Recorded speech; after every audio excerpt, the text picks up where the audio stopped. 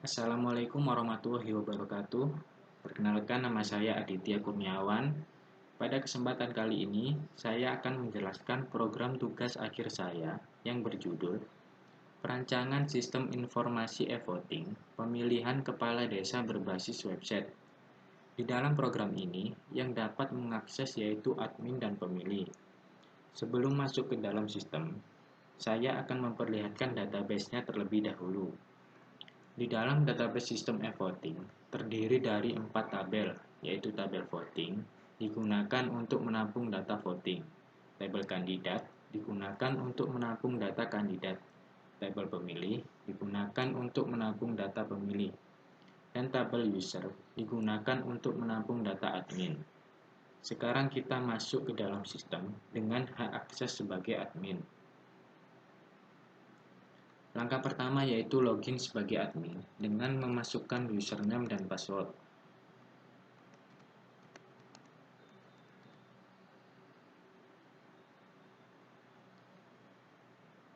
Setelah berhasil login ke dalam sistem, kita diarahkan ke halaman utama atau dashboard.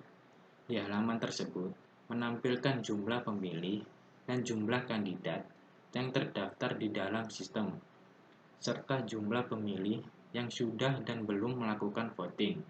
Selain itu juga terdapat beberapa menu, diantaranya data pemilih, data kandidat, data voting, rekapitulasi voting, data user, dan ganti password.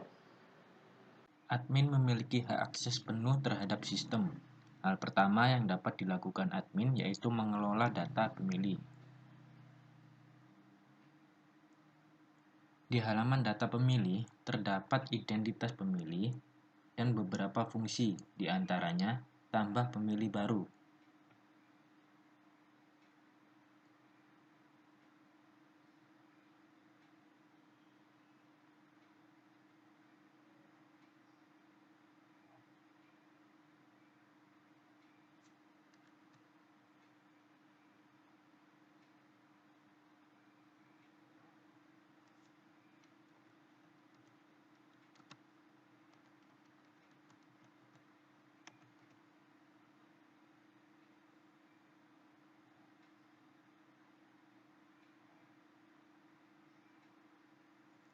Setelah admin memasukkan data pemilih baru dengan lengkap, klik simpan. Data pemilih baru akan otomatis tersimpan di dalam sistem. Selain itu juga terdapat fungsi untuk mengedit dan menghapus data pemilih. Selanjutnya yang dapat dilakukan admin yaitu mengelola data kandidat. Di halaman data kandidat terdapat identitas kandidat dan beberapa fungsi, diantaranya tambah kandidat baru.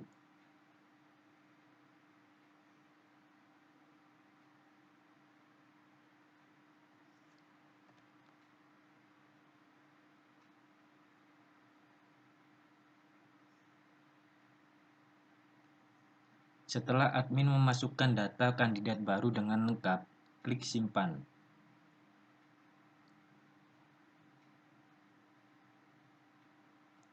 Data kandidat baru akan otomatis tersimpan di dalam sistem. Selain itu juga terdapat fungsi untuk mengedit dan menghapus data kandidat.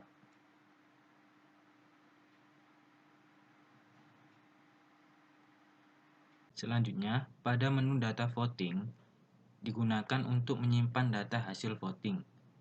Selain menampilkan data pemilih yang telah melakukan voting, juga terdapat fungsi print untuk mencetak data hasil voting dalam format PDF.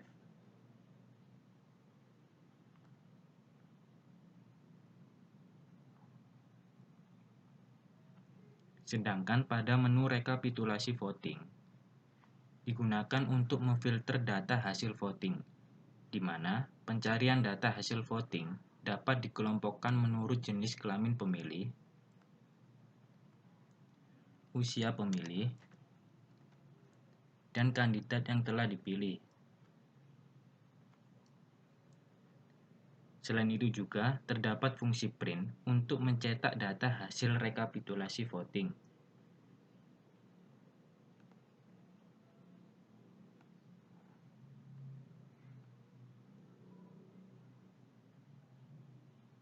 Selanjutnya, yang dapat dilakukan admin yaitu mengelola data user. Di halaman data user terdapat identitas admin dan beberapa fungsi, di antaranya tambah pengguna baru.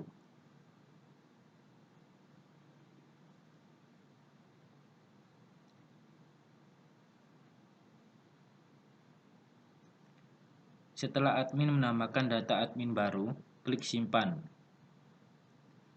Data admin baru akan otomatis tersimpan di dalam sistem. Selain itu juga terdapat fungsi untuk mengedit dan menghapus data admin. Dan yang terakhir yaitu menu ganti password.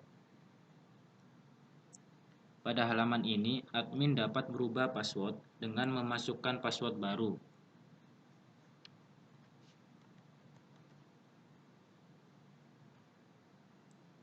Setelah itu, klik simpan. Password admin baru berhasil diganti. Selanjutnya yaitu login dengan hak akses sebagai pemilih.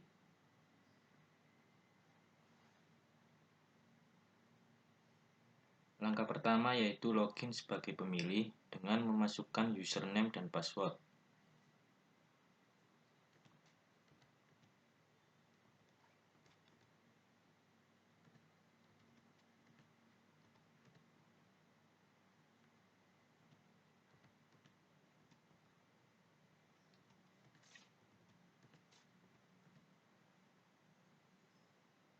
Username dan password telah diberikan admin sebelum hari pemilihan dilaksanakan.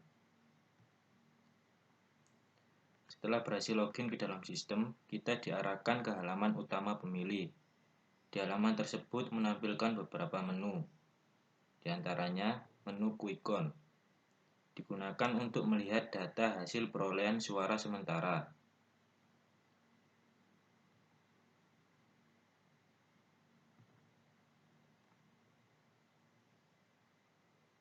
Sedangkan pada menu kandidat digunakan untuk melihat data calon kandidat.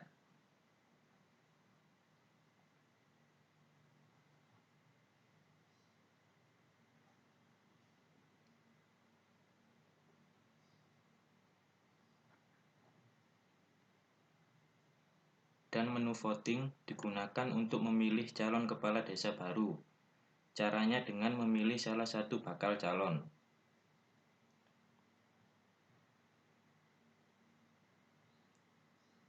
Setelah itu klik voting.